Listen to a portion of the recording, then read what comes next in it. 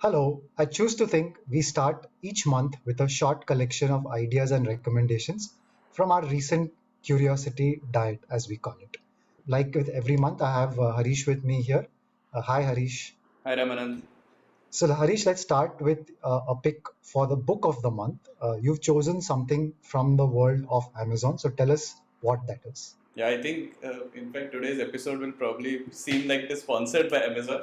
But let's get started with the first pick, which is the book. This is a book called Invent and Wander. It's collected writings by Jeff Bezos. These are annual letters that he sends to the shareholders. This has a good foreword slash preface by Walter Isaacson as well, where he talks about Jeff Bezos and why he's so unique. One thing that stood out for me in these letters, and this starting from 1997, is right from day one, if you consider it, it's all about long term thinking. It's much easier to talk about long term thinking 25 years after it had started, but you can see why they have continued for so long and done so well because that long term thinking was set in everything that they did right from those times. Great, great. So with that, let's move to our article of the month, which is a lot more here and now, and it's not from the world of Amazon for a change. So this is an article from McKinsey, the consulting company, and it's an article called "Are You Building Capabilities Across These Four Critical Areas?"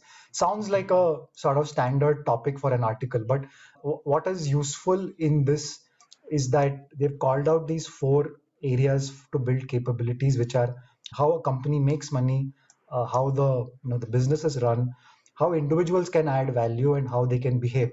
Four sort of very important segments. It's a good idea to keep reinforcing this within your organization because people are always going to keep coming in and are always going to keep forgetting how these things work when they are in that narrow day-to-day work. So I thought this was a nicely worded article. And since there has been a lot of change and flux in the last couple of years, it's a good idea for people to codify this just in the way we speak of codification of culture, because there has been this change in recent times. This kind of model, I think, helps. And I think there's one takeaway that we have called out, which is don't think just in terms of job level skills. There are other more strategic skills that one needs to start thinking about and advocating within your company. So check out this article from McKinsey. So with that, let's move on to something for the years. So each month we pick a podcast or a SmartCast. SmartCast is a Choose to Think podcast. So Harish, what have you chosen for us today? Yeah, so the SmartCast that I've picked is the one that we did with Prasanna Krishnamoorthy. He is a partner at Upekha. It's an accelerator for SaaS companies in India. And the topic was what we called founder's choice architecture. It was very interesting because he spoke about how founders have different options, and based on that, they should be thinking about how to raise funds, whether to raise funds or not, and what are the different risks at different stages of the life cycle of a startup. And he put it together very nicely. This was something that Ravi Narayanan from Microsoft he mentioned to Prasanna. Not sure if I'm getting the last name right, but the four risks that he talks about are the tech or the product risk, which is whether whatever you are doing actually does what it is supposed to do or not. The next is market risk, whether there is enough market for whatever you are doing. Financial, which is the most understood risk that everyone knows about. And execution, which comes down to whether you have the right people, whether you have the right culture. So a founder is always mitigating all these four risks at different times, different stages of their life cycle. So this was a very interesting take and how they look at founders and companies that they want to invest in.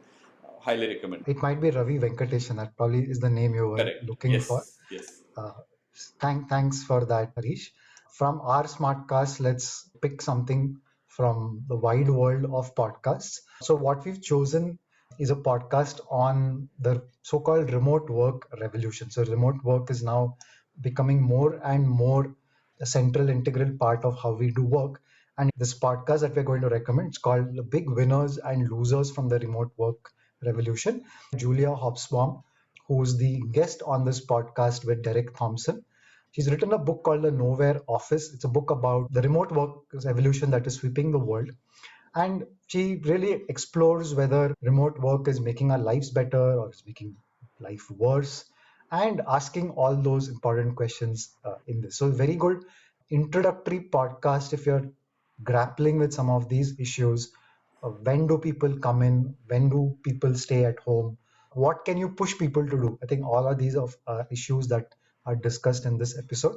Short episode worth your time. And with that, let's return to the world of Amazon as we promised at the beginning.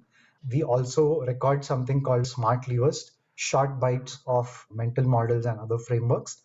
Harish has chosen a smart lever for us. What is that?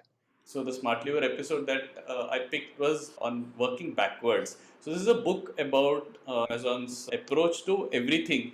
And the reason why I picked this was because I'm reading the other book where I'm reading Jeff Bezos' letters, and I was trying to juxtapose it with what we have read in this book. And working backwards is an interesting approach where they start with writing a press release for every new feature that they're trying to build, or even a product that they're trying to release in Amazon, and then work backwards of aligning all the processes, systems, people to be able to deliver the promise that they are trying to make in that press release. This is an approach that can be applied to different contexts, not just in the world of product management, but a lot of other things as well. Starting with the end and then figuring out how you get there is a great approach, and this is a smart lever where we talk about that. So this is something which I thought would be a good way to round up this episode of Incite Your Month as well. Started with the world of Amazon, A to Z.